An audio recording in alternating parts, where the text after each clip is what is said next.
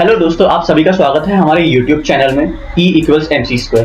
तो आज हम डिस्कस करने वाले हैं कुछ फेमस साइंटिफिक थ्योरीज के बारे में। तो आइए शुरू करते हैं। थ्योरी है the theory of evolution by natural selection.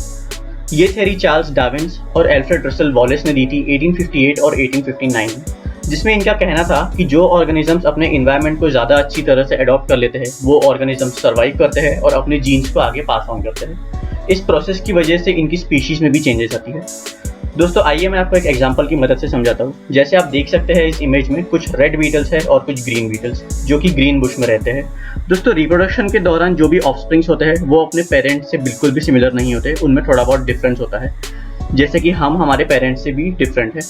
तो दोस्तों जैसे ही ये बीटल्स रिप्रोड्यूस करेंगे, कुछ ग्रीन बीटल्स होंगे और कुछ रेड बीटल्स।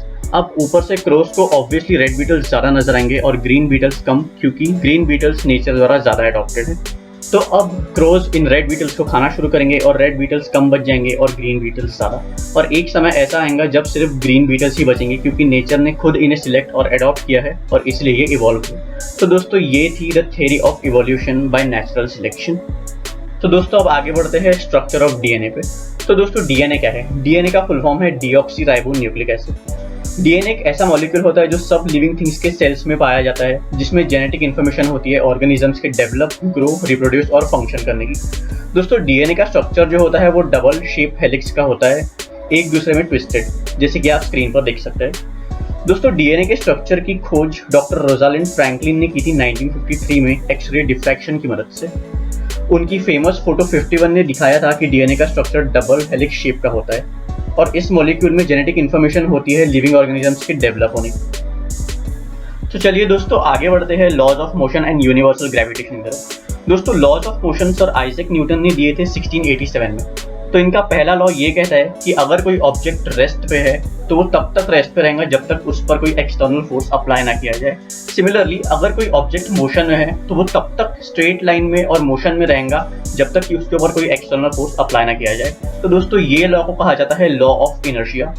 दोस्तों अगला लॉ है लॉ ऑफ एक्सेलरेशन। दोस्तों किसी भी ऑब्जेक्ट की स्पीड या एक्सेलरेशन उसके मास या उस पर अप्लाई किए गए एक्सटर्नल फोर्स पर डिपेंड करता है। तो इस लॉ को नाम दिया गया लॉ ऑफ एक्सेलरेशन। तो दोस्तों चलते हैं थर्ड लॉ की तरफ, जो कि हमें ये बताता है कि कोई भी एक्शन का इक्वल और अपोजिट रिएक्शन होता है। अगर कोई ऑब्जेक्ट दूसरे ऑब्जेक्ट पर फोर्स लगाता है तो दूसरा ऑब्जेक्ट भी फोर्स लगाएगा इक्वल और अपोजिट डायरेक्शन में। दोस्तों ये लॉ का नाम है the law of action and reaction. आइए दोस्तों अब बात करते हैं यूनिवर्सल लॉ ऑफ ग्रेविटेशन के बारे में।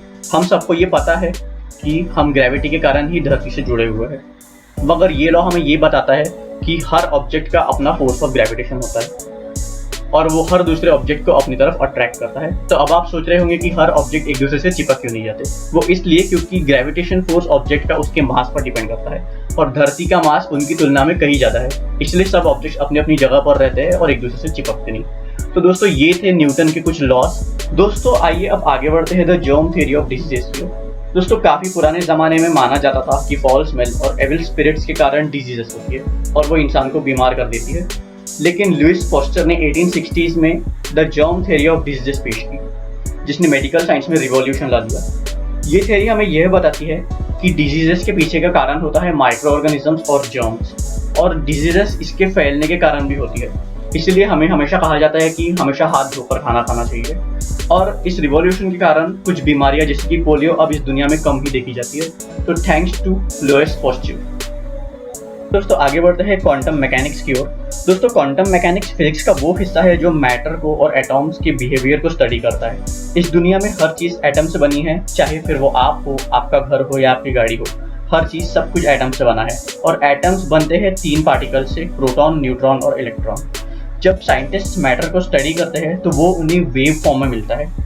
दोस्तों क्वांटम मैकेनिक्स की खोज मैक्स प्लैंक ने 1900s में की थी और इसने एक रिवॉल्यूशन ला लिया फिजिक्स की दुनिया में। और दोस्तों क्वांटम मैकेनिक्स की मदद से बहुत सी चीज़ें बनाई गई है, जैसे कि MRI scanners, lasers, solar cells, electron microscopes, atomic clocks. तो दोस्तों ये थी आज की कुछ साइंटिफिक डिस्कवरीज और ख़त्म करते हैं वीडियो को यहाँ पर। उम्मीद है आपको वीडियो पसंद आई होगी। तो इसे प्लीज़ लाइक करें, सब्सक्राइब करें और शेयर करें। Thank you so much. मिलते हैं अगली वीडियो में।